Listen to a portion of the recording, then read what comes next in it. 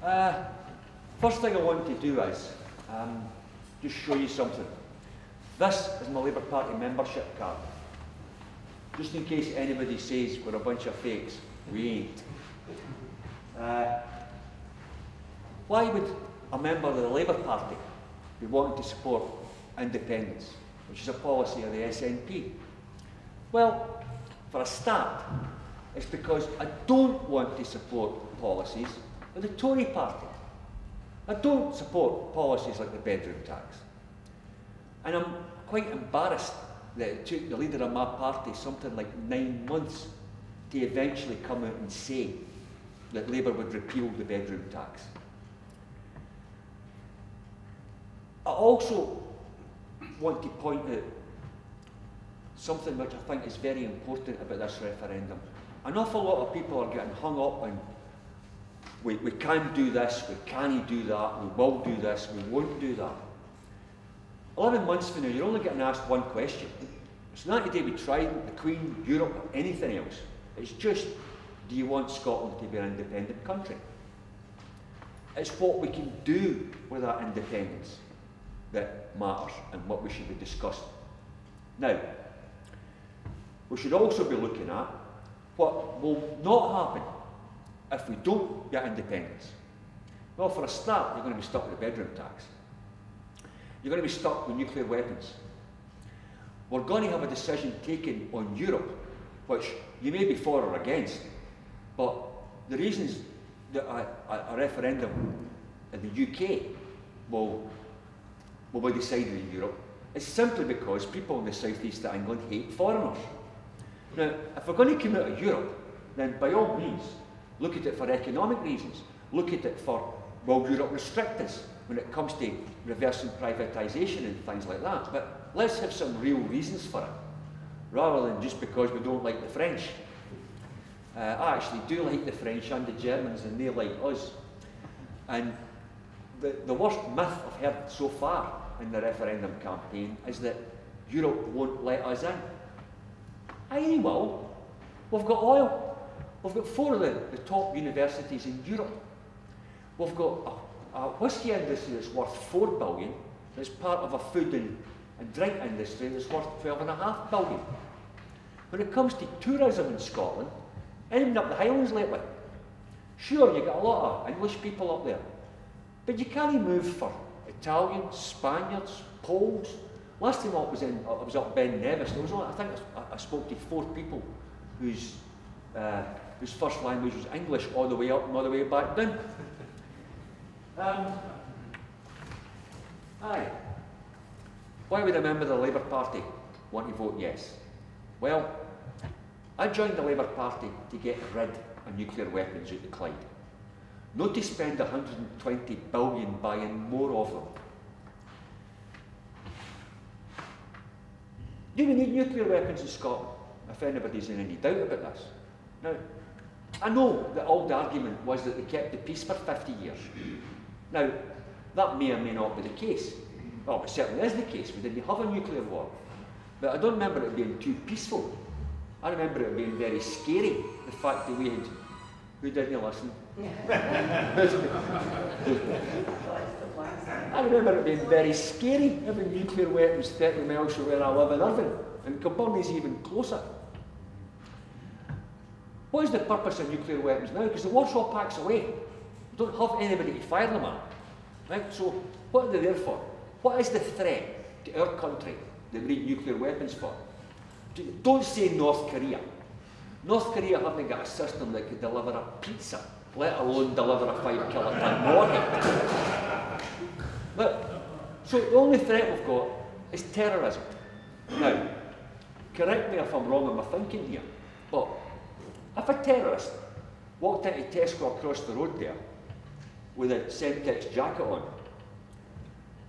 there's something not quite right. I can't see firing a 5-kiloton nuclear warhead at them being very productive. I think that it doesn't work. It looks the other way. And more to the point, if we're serious about ending a terrorist threat to this country, there's a dead simple and dead cheap solution to that. Stop invading Muslim countries. That takes the terrorist threat away.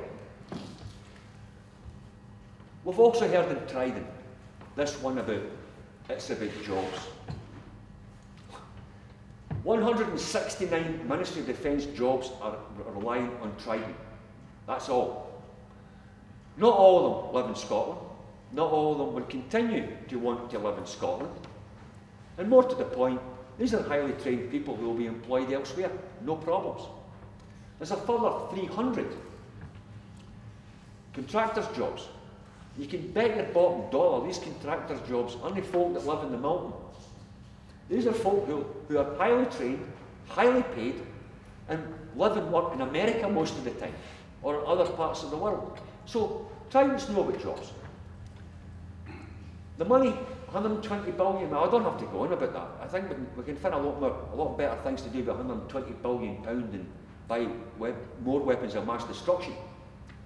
But the bottom line is, Trident is not about jobs, and it's not about money. It's about morality. We don't want them, and we don't need them. In a civilised Scotland, there is no need and no place for nuclear weapons.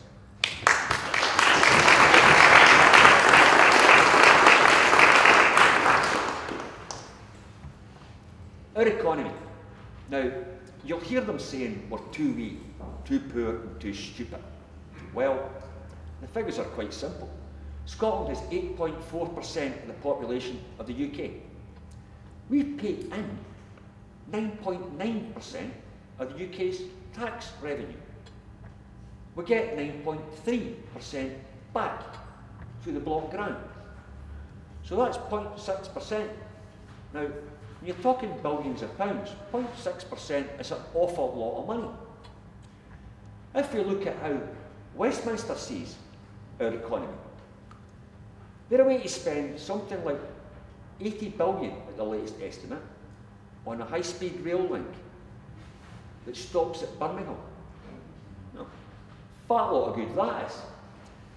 We could spend that, our share of that, which is about 8 billion. We could make the A1 all the way up the East Coast into a motorway.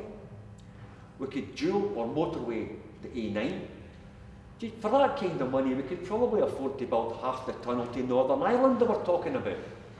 On our infrastructure, when it comes to roads and communication generally,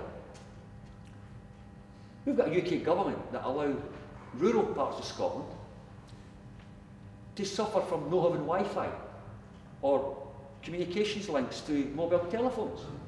Now, I'm not talking about out in the wilds here. I work in Kilbirnie. I know what it's like trying to get a signal from a mobile phone here. And I dare say the rest of you do as well.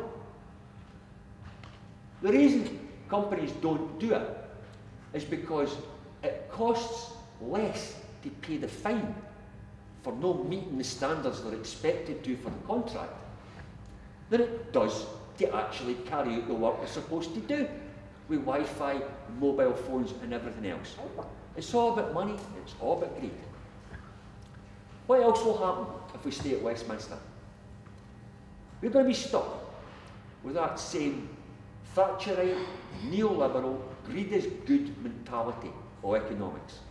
The kind of greed is good that you're seeing right now at Grangemouth.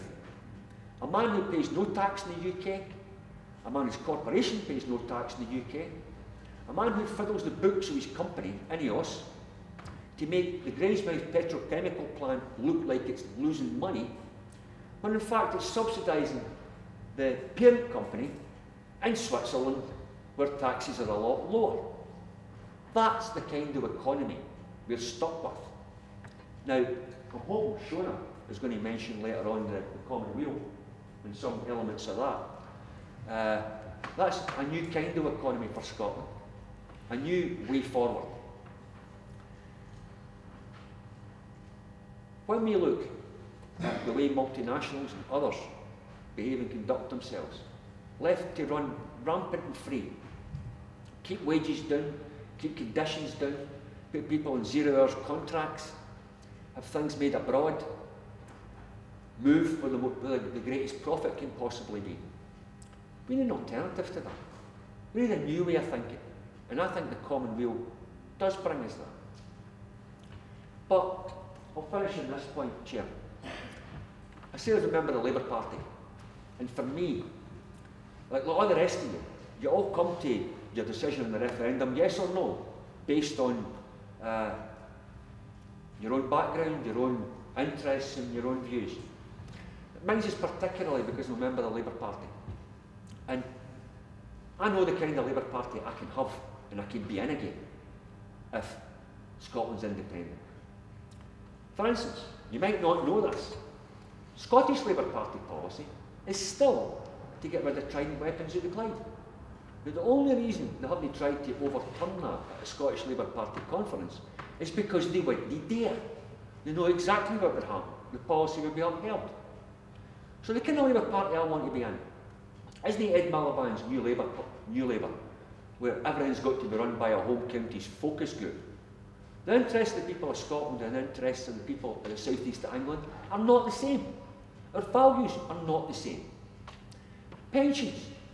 Do you trust Ian Duncan Smith with your pension? I was actually wanting to mention that, I digress, and I've had a wee bit in here. Pensions. They tell you there's a black hole in pensions.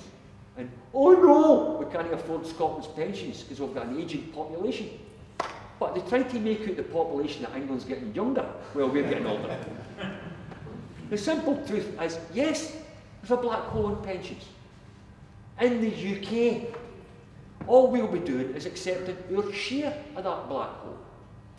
And when Alistair Darling starts telling you, worry about your pensions, who do you think created the black hole in the first place when he bailed the banks out?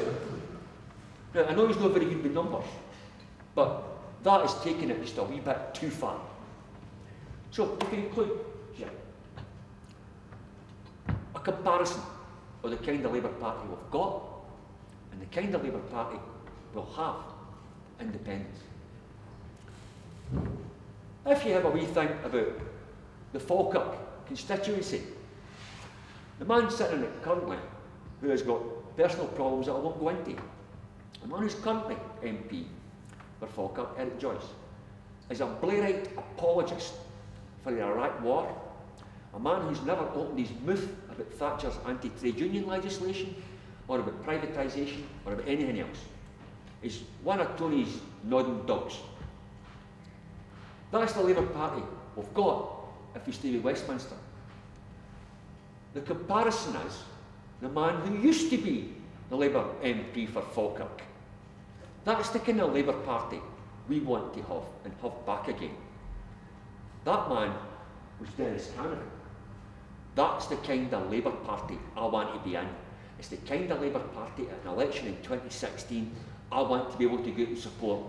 A Labour Party that stands by the Scottish people and not by the people of South East England. Thank you.